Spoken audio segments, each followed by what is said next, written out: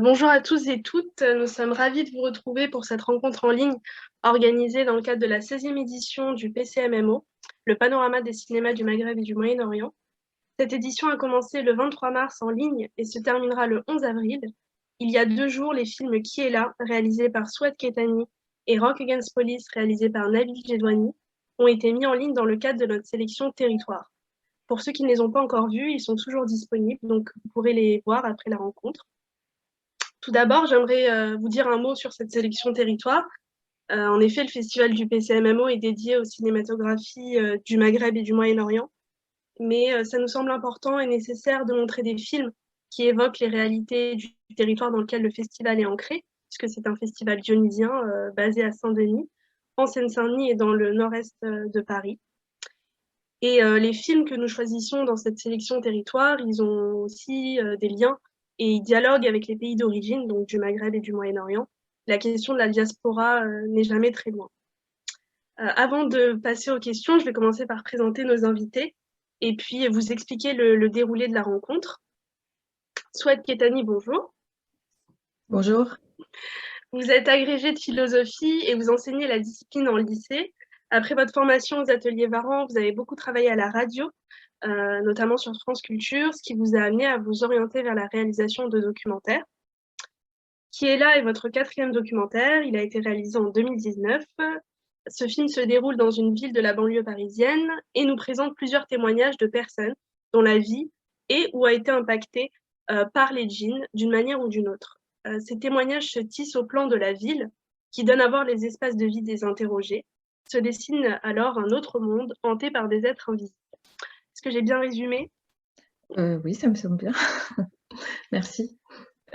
Je passe à Nabil Jedwani. Bonjour Nabil. Bonjour. Vous êtes réalisateur et comédien. Vous avez créé en 2012 le site des archives numériques du cinéma algérien. Vous travaillez à archiver et diffuser des pépites de la musique algérienne sur le compte SoundCloud Ryan Folk. Rock Against Police, c'est votre premier court-métrage. Vous l'avez réalisé seul. Il est produit par Le Grec et réalisé dans le cadre d'une résidence au Musée national de l'histoire de l'immigration. Ce film suit Philomène, une jeune femme qui part à la rencontre de militants et acteurs du mouvement Rock Against Police. Ce mouvement est né dans le contexte de la mort d'Abdelkader Lareche, tué par un gardien d'immeuble à Vitry, dans un contexte marqué par plusieurs crimes racistes et une politique de répression sécuritaire. Je pense avoir tout dit au niveau des résumés. En ce qui concerne le déroulé de la rencontre, je vais commencer par poser des questions à Souad Ketani sur son film Qui est là, puis à Nabil Jedwani sur son film Rock Against Police, puis nous finirons par les questions du public. Je vous invite à les poser en commentaire et celles-ci seront adressées à la fin de la rencontre. N'oubliez pas de préciser à qui s'adressent vos questions. Alors, commençons par le documentaire Qui est là, de Souad Ketani. Souad, est-ce que vous pouvez nous parler du contexte de production du film? La toute première scène est tournée au Maroc. Est-ce que vous pouvez nous dire comment ce film est né et comment ce projet a évolué? À l'origine, je devais tourner un film au Maroc, justement, sur un sujet un peu similaire, en fait. Voilà. Et je n'ai pas eu les autorisations de tournage. Donc, je me suis réorientée vers l'endroit que je connais le mieux, c'est-à-dire la banlieue, qui est aussi l'endroit où je vis, où je travaille, etc. Et où les djinns, les esprits, les junouns en arabe sont tout aussi présents. Enfin, à mon grand étonnement, mais ils sont très présents en tout cas. Peut-être pas tout aussi présents qu'au Maroc, mais quand même, ils sont bien là. Et donc voilà, en fait, c'est parti de là. Et c'est vrai que ce premier plan liminaire ouvre sur ce lien avec une terre un peu lointaine à laquelle renvoient les djinns, les esprits, et aussi qui est la terre d'origine de beaucoup des personnages. Alors, ils ne sont pas tous du Maroc, mais ils peuvent être d'endroits, en tout cas en Afrique, soit l'Algérie, soit l'Afrique subsaharienne. Et voilà. Et quel impact ce changement de lieu a eu sur l'écriture du film et sa réalisation? Oh bah tout, c'est pas du tout le même projet en fait. À l'origine, ça aurait dû être un film tourné beaucoup plus en cinéma direct sur un lieu de pèlerinage, voilà, dans le Haut-Atlas. Et donc, avec une immersion, etc. Enfin, comme j'ai fait dans mes autres films, précédents films. Et là, ça a été réorienté. Et en fait, je me suis aperçue que les esprits ne pouvaient exister que s'ils étaient mis en récit et racontés, parce que ça renvoie à quelque chose de très intérieur, enfin, une expérience vécue, voilà. Et donc, j'ai eu envie d'avoir un dispositif assez simple, en fait, où on me raconte ce qu'on vit, mais alors, donc ça paraît au départ banal, puis en fait, comme les histoires le sont pas, ça nous entraîne vers une autre dimension, quoi. Mais voilà. Donc au départ, vraiment, ça aurait dû être tourné, ça aurait dû être un film beaucoup plus, oui, pris sur le vif, etc. Et là, c'est quelque chose de plus, enfin, de plus posé et de plus, enfin, de plus frontal en fait dans la prise de parole. Voilà. Il y a une scène introductive dans le film, c'est la scène du cours de philosophie dans le lycée, il me semble, dans lequel vous enseignez. Est-ce que vous pouvez nous parler de cette scène, le cours de philosophie donc sur la matière et l'esprit? Comment cette scène a été tournée et pourquoi l'avoir intégrée dans votre film? Bah alors ça, c'est assez mystérieux. Pourquoi l'avoir intégré? Enfin, au départ, en fait, l'idée, c'était que il fallait inscrire les personnages. Donc, au départ, enfin, au début du film, on voit surtout des lycéens. Parce qu'en fait, c'est parti d'eux et c'était aussi l'idée qu'au début, on tâtonne un petit peu par rapport à toutes ces histoires et que c'est pas bien défini et que ça renvoie aussi à des peurs adolescentes, etc. Donc j'aimais bien cette idée de partir de quelque chose d'un peu incertain et pas encore très affirmé pour aller vers des histoires de plus en plus précises et concernées par les esprits de très près, quoi. Et donc, en fait, l'idée au début, c'était juste d'inscrire ces jeunes gens dans leur espace de vie et d'essayer de suggérer, enfin, de voir le décalage aussi qui pouvait exister entre cet espace complètement fonctionnel et sans surprise et sans arrière-fond, etc. Et ce qu'ils racontent, quoi. Et alors, en fait, au début, bah, ça s'est passé, mais c'est des décisions prises très rapides et très intuitivement. Au début, je voulais un autre professeur, en fait. Je voulais pas un cours de philosophie. Je voulais que ce soit le plus banal possible et que ce soit avec un autre prof que moi, parce que voilà, je me disais que c'était un peu curieux quand même de faire les deux. Et puis en fait, juste avant, on s'est dit que c'était pas mal que ce soit moi, qu'on me voit pas, etc. Et en fait, je cherchais un sujet qui pouvait coller, mais qui soit pas non plus trop littéral, enfin trop premier degré. Et ça m'est venu comme ça, quoi, en fait. J'ai complètement improvisé sur la matière et l'esprit. Et en fait, alors après, ce qui est assez mystérieux, pourquoi l'intégrer au film? Bah, des fois, ça marche. En fait, quand on l'enlevait au départ, ça marchait plus le montage. Mais ça, je peux pas vous expliquer pourquoi, en fait. Je pense que Nabil pourrait abonder dans ce sens-là, c'est qu'au montage, il y a des processus un peu mystérieux qui font que bah, des fois, une scène fonctionne ou pas, et on sait pas exactement, je ne saurais pas exactement l'expliquer. En tout cas, c'était pas uniquement pour faire sens, cette scène, c'était aussi pour poser un petit peu un cadre et entraîner le spectateur dans un univers, quoi. Voilà. Vous avez évoqué le fait que les personnes que vous avez interrogées sont jeunes. Qu'est-ce qui a déterminé cette sélection, ce choix de vous focaliser sur des personnes jeunes et issues de familles d'origine maghrébine et subsaharienne? Ben, d'abord parce que je les connaissais bien, parce que au départ, bah, alors il y a quelques élèves à moi, mais de façon quand même moins présente, mais en tout cas, il y a des élèves du lycée où j'enseigne, donc je connaissais bien leurs histoires, enfin, ça c'est sûr. Et ensuite, parce que ce que je trouvais intéressant, c'était ils ont grandi ici, et ils sont vraiment partagés entre ces mondes qui peuvent être un peu opposés, quoi. Et le rapport à leur ascendance, etc., reste un peu mystérieux. et enfin, ça, tout, parce que tous ces esprits, etc., ça renvoie aussi bien à cette origine, quoi, lointaine, mais aussi, et aussi à ce que ces jeunes découvrent à ce moment-là. Enfin, quand on grandit, on commence à découvrir cette part obscure qu'on a en soi et qui s'explique pas très bien et qui peut être représentée comme une altérité, comme un autre en soi. Et donc, je trouvais ça intéressant de partir de ces jeunes gens qui sont à un âge où les failles s'ouvrent, quoi. Enfin, où il y a plus enfin, en tout cas, il y a une brèche qui s'ouvre entre ces mondes dissemblables, quoi. Le monde de l'Occident, avec des représentations un peu rationnelles, etc. Et puis un monde où on raconte. Enfin, je sais que j'ai des collègues qui ont vu le film, là, qui sont d'origine marocaine aussi, et qui me disent, bah oui, moi, dans ma famille, voilà, on en parle sans arrêt au Maroc, etc. Et c'est très présent, quoi. Donc, c'est assez surprenant de voir ça ici. Et voilà, c'est pour ça que j'ai choisi.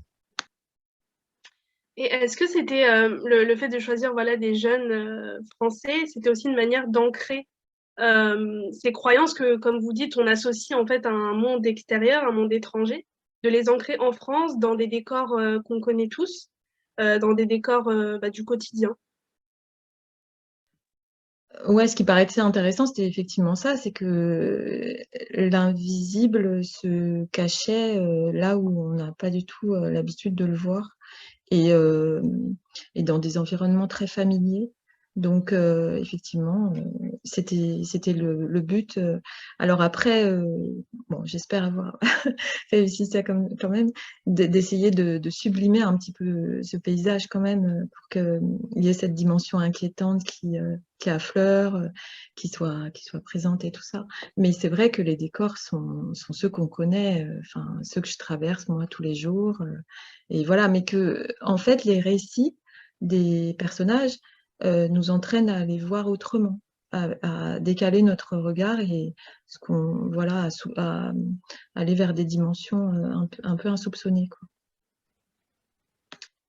Euh, Est-ce que l'utilisation des plans de la ville aussi, donc, dont vous parliez, c'était le fait que ça tranche en fait cet aspect du quotidien, ça tranche avec les évocations surnaturelles des témoins, c'était un effet recherché de nous permettre de nous projeter, de voir en fait ces êtres invisibles, de les voir dans ces décors de la ville.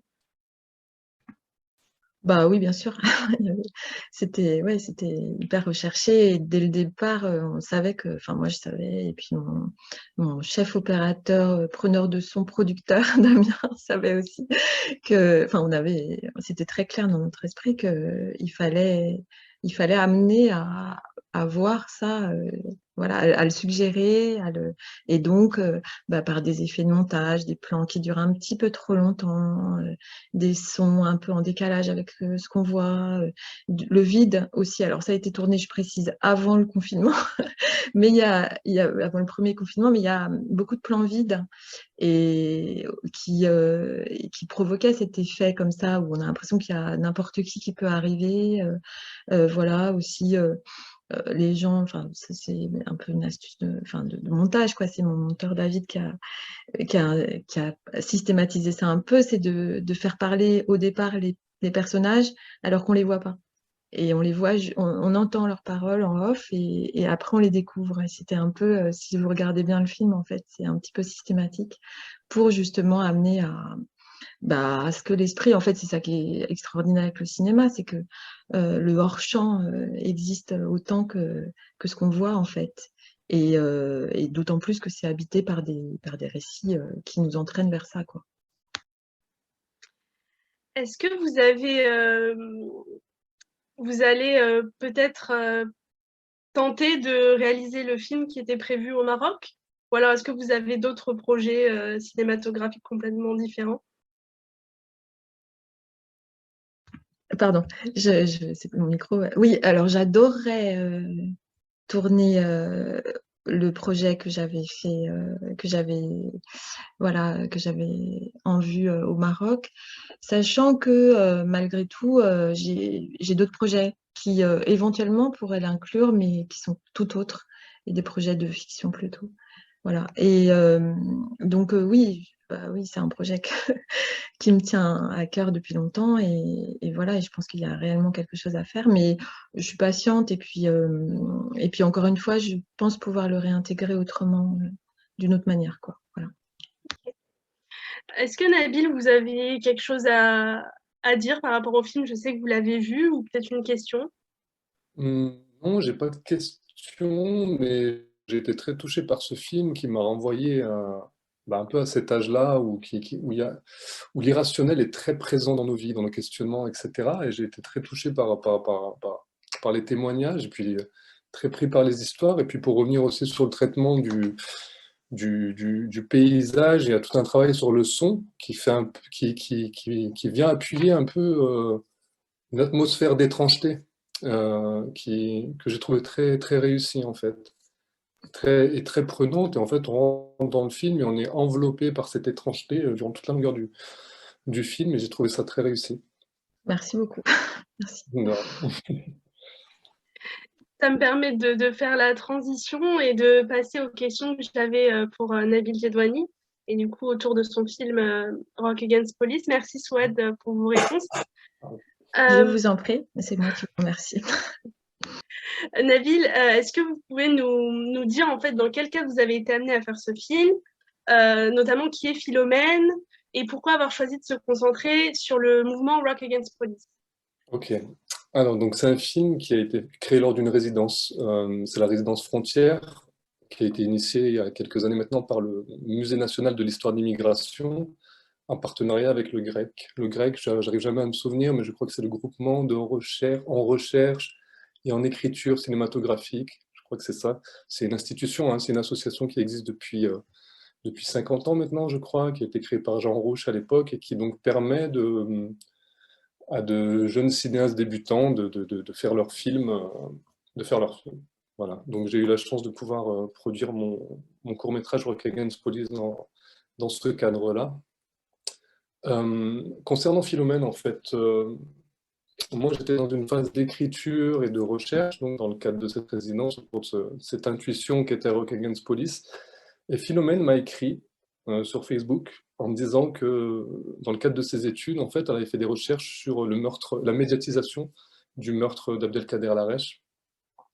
Et on s'est rencontrés et je me suis dit, vu sa connaissance du sujet, elle me paraissait être la personne idéale pour aller à la rencontre des différents témoins. Elle connaissait cette histoire, elle la maîtrisait parfaitement et elle me semblait tout à fait légitime en fait pour un peu mettre en abîme finalement mes questionnements et mes recherches autour de Rock Against Police. Et donc la dernière question, c'était pourquoi Rock Against Police? Moi, j'ai découvert ce mouvement dans une ancienne revue de cinéma qui n'existe plus malheureusement, qui s'appelle Cinémaction, qui avait fait tout un travail sur le cinéma militant amateur.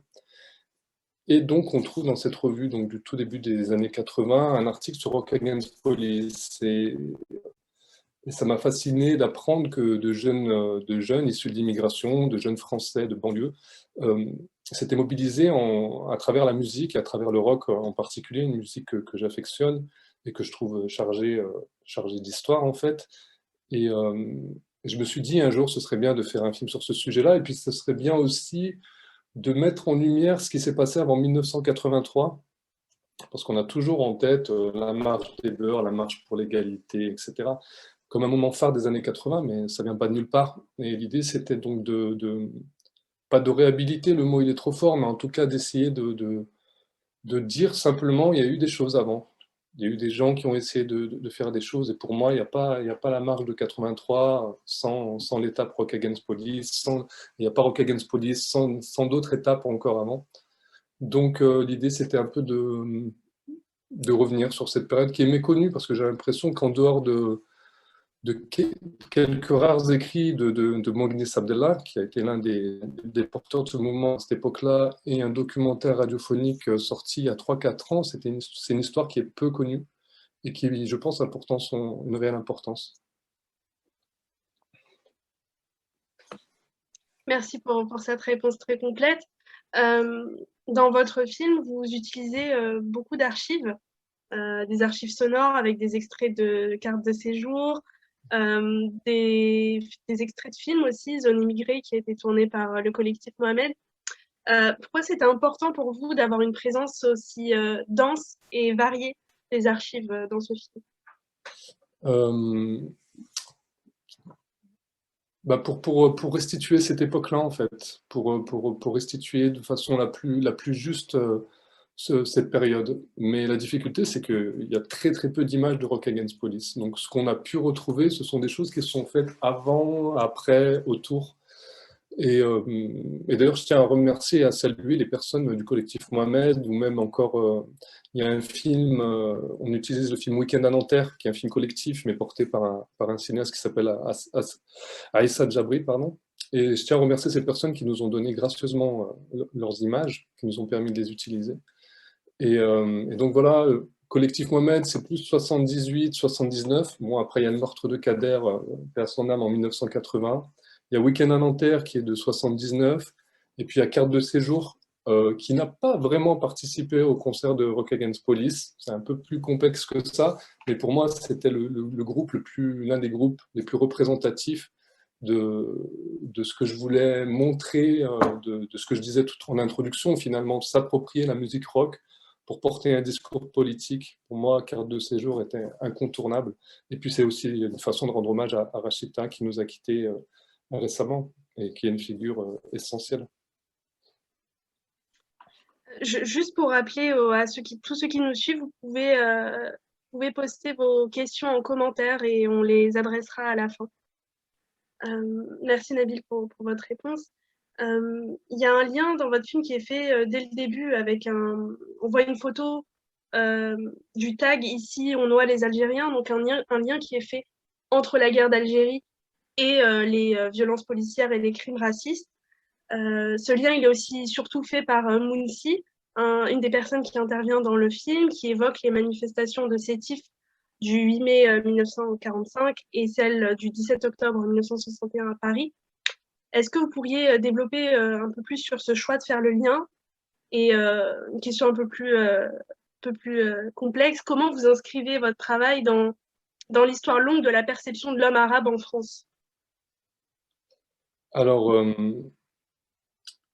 concernant le 17 octobre 61, c'est vraiment la première rencontre que j'ai faite avec Mounsi en dehors des caméras pour préparer le film qui m'a vraiment, comment dire, ça a été une révélation quand il m'a dit ça. En fait, il me présentait les choses comme si les enfants de Rock Against Police, c'était les enfants du 17 octobre 61. Et vraiment, une fois qu'il m'avait explicité ça, ça me paraissait évident qu'il y avait une filiation entre des gamins qui, lors des événements du 17 octobre, avaient entre 5 et 12 ans, et qui, 20 ans plus tard, arrivés à la vingtaine ou à la trentaine, euh, portaient cette histoire de la guerre d'Algérie, avaient cet héritage-là, et donc avaient un héritage politique euh, qu'ils ont développé à travers, qu'ils ont exprimé en tout cas à travers Rock Against Police. Pour moi, il y avait une filiation comme ça qui me paraissait évidente, et dans le film, il le dit aussi, il remonte lui encore plus loin. Je laisse les gens découvrir le film, mais je trouve que c'est l'une des phrases les plus fortes du film, quoi, où il fait ce lien entre la période coloniale, euh, les Algériens en France et la façon dont la guerre a été vécue ici, puis les années 80 avec tout ce qu'on a connu, tous les crimes racistes, les bavures policières qui ont perduré durant les années 80, malheureusement, et encore aujourd'hui.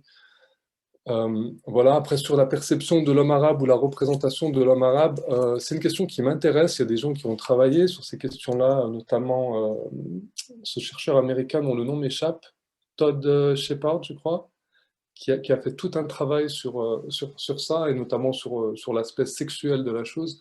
Euh, En tout cas, ce qu'on perçoit dans mon film, c'est comment de jeunes arabes, entre guillemets, s'approprient le médium, s'approprient l'image et se montrent. Et le collectif Mohamed, c'est tout à fait ça. C'est des gens qui ont même fait un coup de force à la télévision française en imposant que leurs images soient diffusées, en faisant en sorte d'être invités pour l'une des premières fois sur un plateau de télévision en direct. Euh, donc oui, il y a ça en filigrane dans le film, et puis il y a tout un tas d'images d'archives que j'aurais adoré utiliser, mais financièrement, c'était juste impossible. Peut-être si un jour il y a une version longue, voilà. Vous avez mentionné donc dans vos réponses la question des générations. C'est quelque chose qui est assez important dans votre film. Et pour illustrer ma question, j'ai envie de citer la première phrase qu'on entend dans le film, qui est en fait extraite du livre de Mounsi, Territoire d'Outreville. Je le cite: Nos pères ne criaient pas, ne s'expliquaient pas. C'est ce silence qu'il vous est demandé de déchiffrer dans les hurlements de leurs enfants. Alors cette citation, elle est très puissante et elle pointe du doigt un phénomène qu'on observe depuis plusieurs décennies. C'est la manière dont chaque génération, celle qui arrive en France et celle qui naît ou qui grandit en France, se positionne. Est-ce que ce film a été une manière pour vous de laisser une trace des luttes des générations précédentes aux générations actuelles? Parce qu'on sait qu'actuellement, il y a énormément de luttes contre les violences policières. Oui, oui, bien sûr, il y avait cette volonté de montrer qu'il y a 40 ans déjà, 40 ans, hein, c'est énorme, en Mm. 1980, il y a 40 ans, des gens étaient déjà mobilisés, essayaient de faire les choses avec leurs moyens, que ce soit la Super 8, la musique, les cassettes audio, etc. Donc oui, et puis il y a aussi, en termes de génération, il y a quelque chose de l'ordre un peu de l'hommage, ou en tout cas, je ne saurais pas comment dire ça, mais oui, un hommage envers la seconde génération, la génération de mes oncles, de ma grande sœur, la mienne aussi, parce que bon, finalement, on nous a mis dans des cases première, deuxième, troisième génération, mais c'est beaucoup plus complexe que ça. Et c'était un peu leur tirer la révérence, quoi, les remercier et reconnaître, en fait, à mon échelle et à l'échelle de ce court-métrage, reconnaître leur combat et tout ce qu'ils ont essayé de fonder, et surtout de dire, voilà, il y a 40 ans, c'était déjà comme ça. Donc aussi interpeller finalement les pouvoirs publics et nos consciences en se disant mais rien n'a changé en fait. Absolument rien n'a changé. Et c'est terrifiant. C'est terrifiant. Est-ce que vous comptez retravailler sur ces sujets dans le futur? Parce que, comme je le disais, le documentaire est très dense. Il y a énormément d'archives, énormément de choses qui sont pointées du doigt, mises en avant. Est-ce que c'est une thématique que vous allez réexplorer dans le futur? Ou alors vous allez changer d'horizon et partir sur autre chose? Bah, en fait, le mouvement Rock Against Police, c'est un mouvement qui s'est propagé dans toute la France, à Lyon notamment, puis dans une moindre mesure à Marseille. Et à la base, dans l'écriture, il y avait l'envie d'aller un peu partout, retrouver les gens de cette époque-là, mais c'était difficile dans le cadre d'une résidence de 6 mois, c'était impossible. Mais peut-être, pourquoi pas, prolonger ce film. Et comme je disais tout à l'heure, moi je suis un fanatique d'images d'archives, et il y a vraiment de très belles choses à montrer, de très belles images à montrer, et je pourrais quasiment faire un film qu'à base d'archives, quoi. Il y a eu une production amateur aussi qui a retrouvé, qui a déniché. Il y a eu plein de films en Super 8 sur, notamment, il y a eu des films sur un crime raciste, celui de Mohamed Diab, qui je crois a été assassiné dans un commissariat à Versailles en 1976. Et à cette époque-là déjà, il y a eu une forte mobilisation, je pense en grande partie des milieux communistes, qui ont produit des films Super 8 pour dénoncer ce crime. Et ce sont des films qui sont aujourd'hui perdus et que j'adorerais retrouver, parce qu'il me semble c'est l'histoire de France, quoi. C'est l'histoire de France, c'est l'histoire de l'immigration, et ce sont des images qu'on doit retrouver et qu'on doit, je ne vais pas dire valoriser, mais qu'on doit montrer en tout cas. Donc, donc si je prolonge ce travail, ce sera beaucoup avec des archives.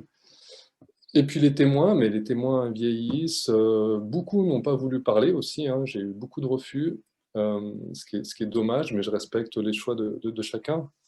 Mais oui, oui, faire un film d'archives un peu plus long sur ces questions-là, qui irait des années 70, des ratonnades à Marseille, jusqu'à Malik Oussekine, ou encore plus récemment. Enfin là, ce serait un film de 6 heures, je pense. Mais il y a une matière sur laquelle travailler et à façonner. Merci beaucoup, Nabil, pour vos réponses. Est-ce que, Souad, je sais que vous avez vu le film, est-ce que vous avez une question à poser peut-être à Nabil? Bah, je sais pas, moi non plus, je sais pas si j'ai vraiment une question, mais parce qu'il y a un petit peu en partie répondu d'ailleurs sur les archives. Non, c'était que vous trouviez pas le point commun entre nos films, mais je trouve qu'il y a beaucoup de fantômes dans le film de Nabil.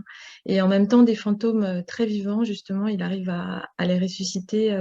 Et j'étais très touchée, moi, par tous ces extraits où on voit ces êtres, enfin, des enfants, par exemple, pris sur le vif, enfin, comme ça, pris sur le vif. Et dans ces films en couleur, ce qui est assez beau aussi, parce qu'il y a le décalage avec le noir et blanc d'aujourd'hui, quoi, en fait. Et où, en fait, le passé devient tellement vivant. Puis alors, en plus, bon, du coup, je suis une fan inconditionnelle de Rachita, donc en plus, j'étais totalement conquise par...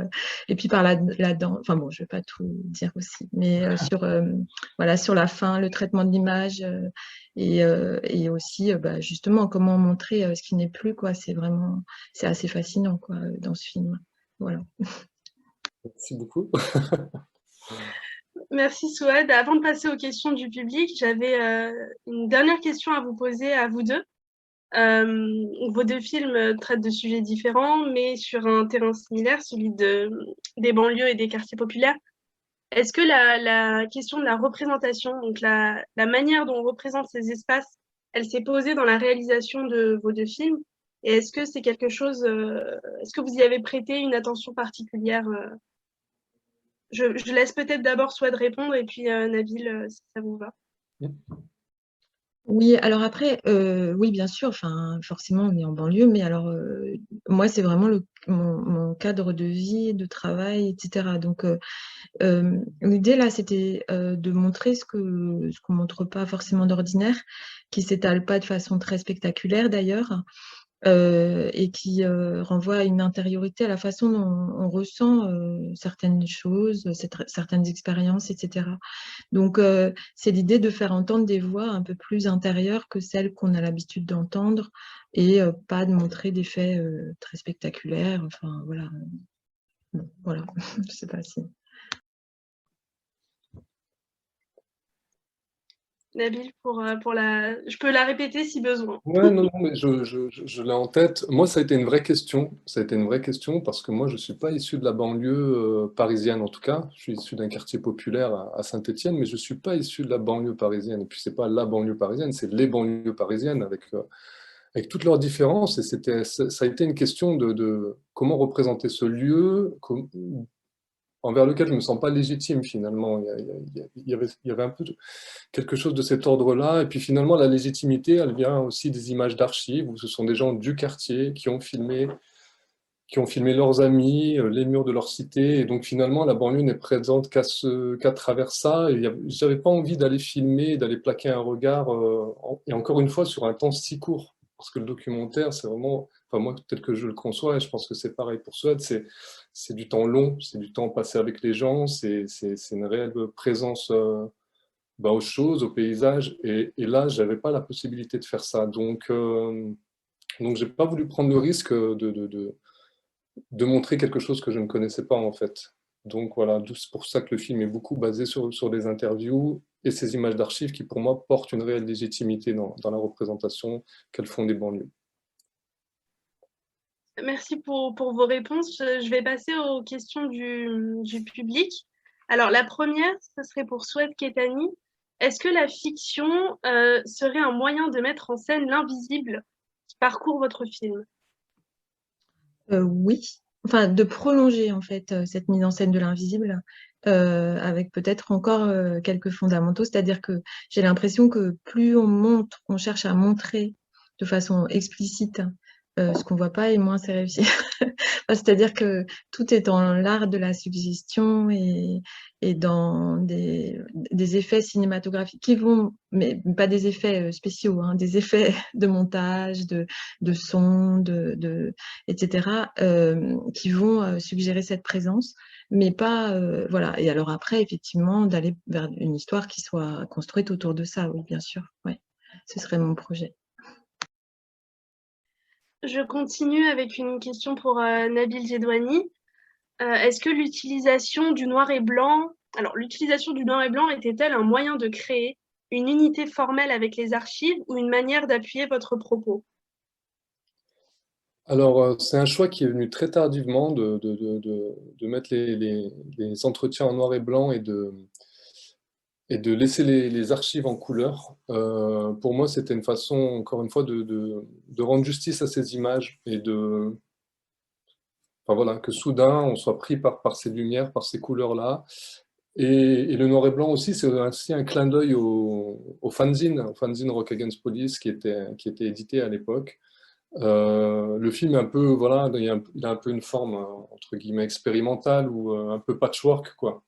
Donc, il y avait cette idée-là c'était comme si on feuillette finalement un fanzine de cette époque-là. Euh, donc, légitimer mon propos, c'était ça dans la question? Je sais plus. Je t'entends pas. Est-ce que c'était une manière d'appuyer votre propos? Appuyer mon propos. Non, parce que j'ai pas cherché à créer une émotion particulière avec le noir et blanc, je pense pas. Ça n'a pas été mon intention, non. Ok, je passe à une question à Swat Ketani. Alors, est-ce que vous avez eu des problèmes pour convaincre vos personnages de participer au documentaire? Est-ce qu'il y avait de la réticence ou de la peur de leur part? Alors, je précise que j'ai forcé personne. Tant Non, mieux. non. Non, après, le gin, c'est vraiment quelque chose de caché, hein. C'est vrai qu'on n'en parle pas. Donc, il y a quelque chose d'assez transgressif quand même dans le fait de se mettre à en parler à découvert à ce point. Quand je dis qu'on n'en parle pas, on n'arrête pas d'en parler, mais c'est quelque chose qu'on ne veut pas montrer quand même au grand jour. Et donc, ben, ouais, moi, j'étais assez touchée et je tiens à leur rendre hommage par ces personnages qui ont accepté comme ça de me livrer ces témoignages qui quand même renvoient à une intimité très profonde et en même temps enfin voilà donnent à voir cette dimension invisible et mais bon oui ça a été pas évident du tout de trouver des témoignages et en même temps ceux qui ont accepté l'ont fait avec beaucoup de sincérité et de simplicité voilà. Merci Souad. Il y a des questions sur plusieurs scènes de votre film Nabil Jedwani, donc je vais essayer de synthétiser. Notamment la scène finale, donc avec l'homme qui danse. Alors désolé, ça spoil pour ceux qui n'ont pas encore vu le film. La personne vous demande comment cette idée vous est venue. Et aussi par rapport à une autre scène, alors la première scène avec l'homme à genoux rappelle l'interpellation collective de 151 adolescents à Mantes-la-Jolie. Est-ce que c'était pour montrer la continuité du traitement des jeunes de banlieue? Alors, tout à fait. C'était vraiment un clin d'œil, entre guillemets, à ce qui s'est passé à Mantes-la-Jolie. Voilà. Ce qui s'est passé, je crois, vraiment au moment où on tournait, hein. Enfin, à l'époque ouais, au même moment. Et donc, oui, c'était évidemment pour faire le lien. Et donc, ce monsieur à genoux, c'est ce monsieur qui danse à la fin du film, comme dans une sorte de libération, mais de douleur aussi. Donc, le chorégraphe s'appelle Mohamed Haroussi. Et l'idée, c'était de montrer comment, pas montrer comment, mais disons, un corps traversé par l'histoire, un corps traversé par cette histoire et ces fantômes-là. Voilà. J'ai une dernière question euh, pour Nabil, toujours Djedouani. Que reste-t-il de ce mouvement militant aujourd'hui? Alors, je ne sais pas si vous pourrez y répondre, mais peut-être apporter quelques éléments à la personne qui pose la question. Que reste-t-il de ce mouvement? Il reste quelques archives, et puis il reste toutes ces personnes qui ont participé, qui ont poursuivi leur chemin de diverses manières, certains dans la chanson, d'autres en créant leurs propres médias. Voilà, ce sont des gens qui, une fois que le mouvement Rock Against Police s'est un peu délité, ont poursuivi leur chemin politique pour la plupart et journalistique aussi pour beaucoup des initiateurs de ce mouvement-là. Qu'est-ce qu'il en reste aujourd'hui? J'espère participer avec ce petit film à, comment dire, à la remémoration de ce mouvement et peut-être que ça intéressera d'autres personnes de se pencher sur cette histoire et participer à l'écriture de toutes ces luttes qu'on a un peu oubliées parce qu'elles ont été portées par finalement des gens qui sont beaucoup retombés dans l'anonymat, mais qui sont importantes, qui sont importantes. Alors, j'ai une dernière question pour Souad et je crois que ça sera tout.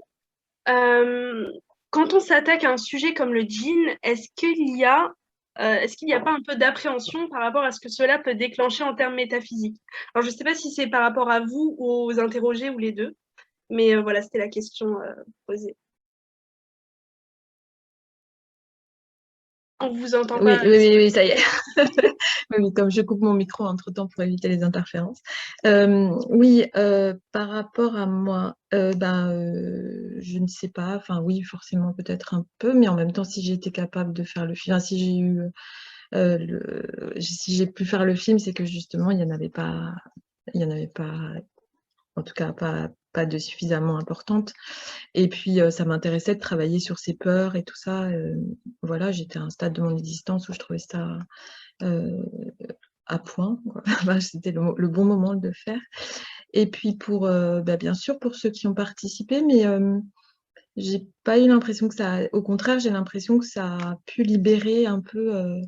Enfin, en tout cas, voilà, j'ai pas eu du tout l'impression que ça pouvait.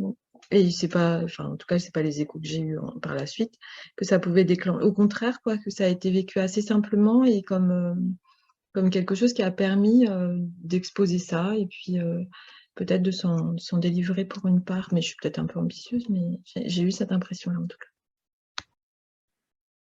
Merci beaucoup. Je crois que c'était la dernière question. Je tiens à remercier donc nos invités, Nabil Jedouani et Souad Ketani, d'avoir accepté de participer à cette rencontre. Un week-end de Pâques, c'est pas rien. Non, c'est nous qui vous remercions. Merci pour vos réponses éclairantes et pour vos films. On a été ravis de pouvoir les programmer dans la 16e édition du PCMMO. Je remercie également tous ceux qui ont assisté à la rencontre, ceux qui ont posé des questions. Et j'invite les personnes qui n'ont pas encore vu les films à les visionner. C'est gratuit, c'est disponible sur Festivalscope jusqu'au 11 avril. Merci beaucoup, merci à tous et bonne soirée. Merci beaucoup. À bientôt. À bientôt, au Merci, revoir. merci, au revoir.